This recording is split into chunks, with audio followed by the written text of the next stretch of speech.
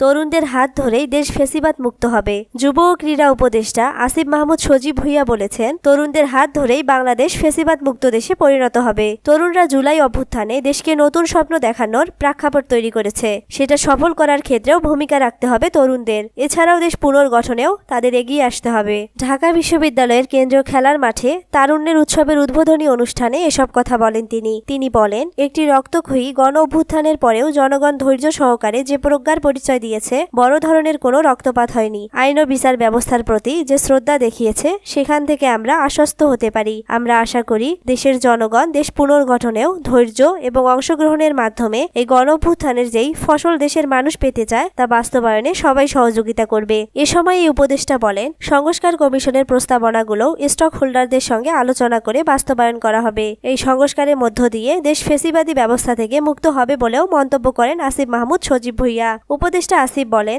অন্তর্বর্তী সরকার একটি সুস্থ ডেমোক্রেটিক ট্রানজিশনের দায়িত্ব নিয়েছে, তাই সুস্থভাবে ক্ষমতা হস্তান্তরে দেশবাসীকে সহযোগিতা করার আহ্বান জানান তিনি।